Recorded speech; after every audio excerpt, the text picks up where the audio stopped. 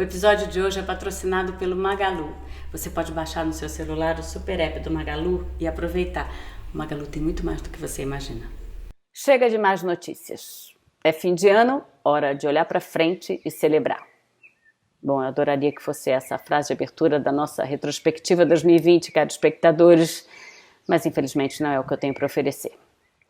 2020, como a própria repetição dos numerais 20 e 20 sugere, parece ter sido um ano circular, onde o fim e o começo se encontram. Mantendo o nosso constante compromisso com os fatos e com o espírito crítico que faz com que vocês nos sintonizem, dou então a vocês as boas-vindas a essa edição revisionista. E no ano redundante, nós também tivemos nossos assuntos de maior recorrência. Para começar, por motivos óbvios, falamos muito de morte. Nós temos recebido muitos e-mails e mensagens aqui na redação de pessoas querendo entender melhor esse conceito de necropolítica. Quem nos acompanha nas análises tem percebido também uma novidade, que é a mudança dos índices de invisibilidade também dos mortos. Diz respeito basicamente a uma política de Estado que se vê no direito de escolher quem deve viver e quem deve morrer. As pessoas que estavam mortas de uma hora para outra podem não estar mais, graças a esse fenômeno da recontagem que surge aí escondendo, reorganizando os números. Trata-se de uma inversão muito grave do que deveria ser o princípio que rege a civilização, portanto, os governos, de que a vida e a integridade humana são sempre a prioridade. Quando a gente vê, por exemplo, pessoas invadindo hospitais, se expondo ao risco para checar se as pessoas estão morrendo, na verdade, o que se está querendo? Morte ou vida? Papai, não esquece de trazer a minha sobremesa. Esse foi o bilhete que a minha filhada deixou para o pai dela, meu primo, junto com um desenho, na última vez que ele saiu para dar plantão no hospital e nunca mais voltou. Ao longo desse ano também tivemos um olhar atento aos números, a essa matemática da vida que revela tanto sem precisar dizer muito. A gente está falando aqui de um contingente de 54 a 70 milhões de pessoas que tinham esse poder da invisibilidade e perderam. Aquela quantidade enorme de pessoas ali por horas na fila do banco, se expondo ao perigo do vírus para conseguir receber um auxílio cuja finalidade era justamente ajudar a não ter que se expor ao perigo do vírus. O que faz uma sociedade e a cabeça de cada indivíduo aceitar como razoável esses 1.200 óbitos diários que poderiam ser evitados ou pelo menos drasticamente diminuídos. Uma recente pesquisa mostrou que cerca de 70% dos brasileiros acham que sairão melhores desta pandemia. Mas quando a pergunta é: você acha que as pessoas que você conhece saíram melhores desta pandemia? A porcentagem de resposta afirmativa cai para menos de 50%. São mais de 50 mil mortes. 50 mil mortes são 219 rompimentos da barragem de Brumadinho, 206 incêndios na Boate Kiss, 704 voos da Chapecoense, 16 vezes a queda das Torres Gêmeas. Aqui, naturalmente, cabe uma atualização. Podem multiplicar os números anteriores por 4. Já são quase 200 mil mortos. Muito mais do que os 140 mil que se estima terem morrido na explosão da bomba atômica de Hiroshima. Bom, se nós analisarmos a peste bubônica, por exemplo, que matou mais de 30% da população europeia no século XIV, nós podemos verificar que ela causou uma grande mudança comportamental, que ajudou a transformar até as relações de trabalho. Nesses 30 anos do Estatuto da Criança e do Adolescente, alguns teóricos começam a analisar a realidade do menor brasileiro por um novo viés. Também seria prudente aprendermos com a história que todas as vezes que a ciência foi ignorada, o resultado custou vidas, como estamos observando agora com o comportamento de certas autoridades. O passado, que é o tema por excelência de qualquer retrospectiva, também se mostrou constante em nossa pauta. Mas, mais do que reviver fatos, o que buscamos foi atentar ao contexto histórico para desbravar e reinterpretar alguns conceitos à luz de um conturbado presente. Perda do referencial. Vocês já imaginaram uma criança que fosse educada com uma informação a cada dia contradizendo a informação que ela recebeu no dia anterior? A ONU acaba de fazer um novo alerta sobre a saúde mental das pessoas diante dessa crise mundial. E um fator até então silencioso começa a se revelar como agravante da situação, a ansiedade.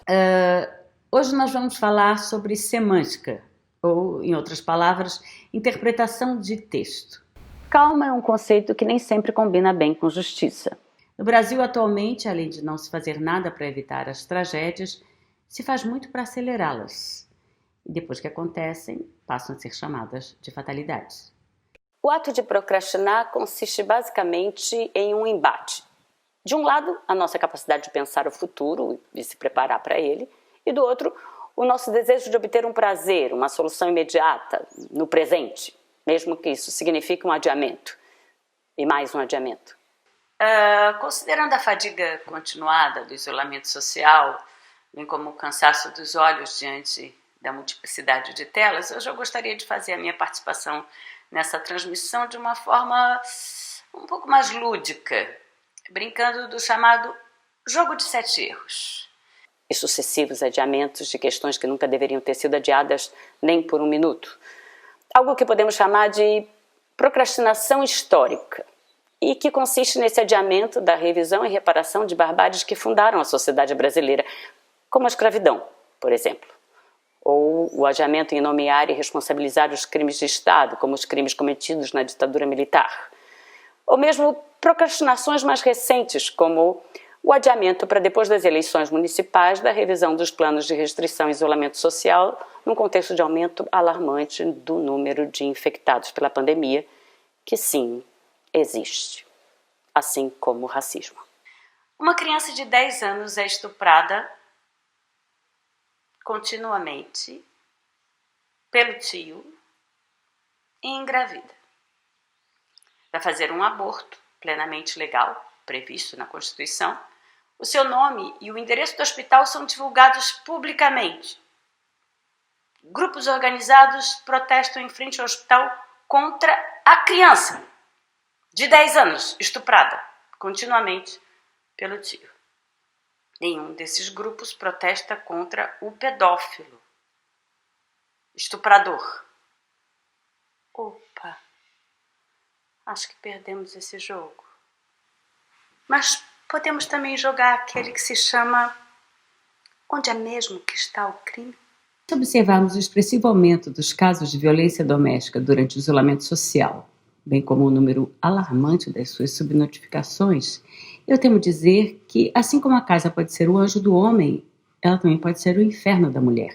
Dizem que a justiça é cega, porém os tempos mostram que ela precisa mais do que nunca enxergar, saber dar nome aos crimes e aos desvios, sem receios, sem fingir que não vê, sem favorecimentos, e reconhecendo constantemente os erros do passado para poder construir algum futuro. Apartados de nossa vida cotidiana e submersos em descaso e em negacionismo, podemos dizer que 2020 foi um ano paralisante. Ao mesmo tempo que era enorme a vontade de sair gritando pela rua acerca das mais variadas violências em curso, a responsabilidade nos mandou manter o isolamento social. Portanto, na impossibilidade de conseguirmos resposta, nós fizemos perguntas, muitas perguntas. Quanto das pequenas contravenções que você faz, porque ninguém está olhando, você conseguiu parar de fazer? Até os governantes que pareciam responsáveis, de repente estão mais permissivos, ou é impressão minha?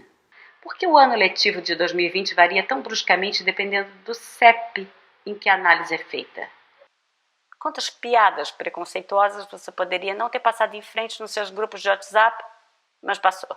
Por que o mandatário máximo de uma república se recusa a responder o motivo de receber 89 mil reais depositados em espécie de um suspeito de lavagem de dinheiro?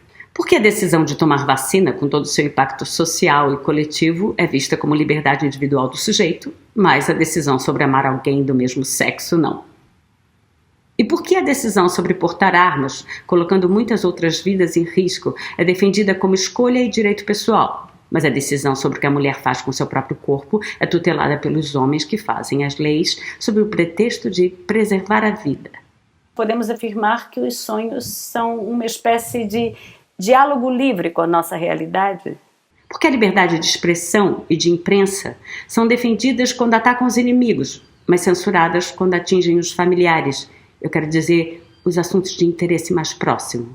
E como fica quando a realidade, ela própria, começa a parecer um grande sonho alucinatório de mau gosto?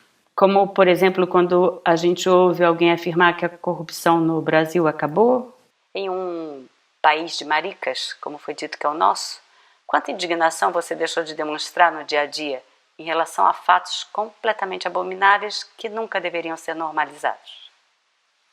Como a gente poderia construir uma sociedade sã quando essa falta de cuidado resulta na devastação absoluta, atropelando até os limites mais básicos, como os da preservação ambiental, por exemplo, resultando em queimadas sem precedentes nas nossas reservas mais preciosas? Quando recuperaremos a sanidade? E a pergunta para terminar essa retrospectiva de 2020 é: será que algum dia esse ano vai acabar? Será que a continuada destruição da vida, do meio ambiente, da ciência, da educação, da arte, do afeto, da empatia, das instituições, da confiança democrática, todas essas pulsões brutais de aniquilamento, será que tudo isso é o que se tornou o tal do novo normal? Até quando as consequências tenebrosas disso tudo vão perdurar? Eu agradeço muito pela audiência e pelos momentos de reflexão compartilhados. Boa sorte para nós. E feliz 2021.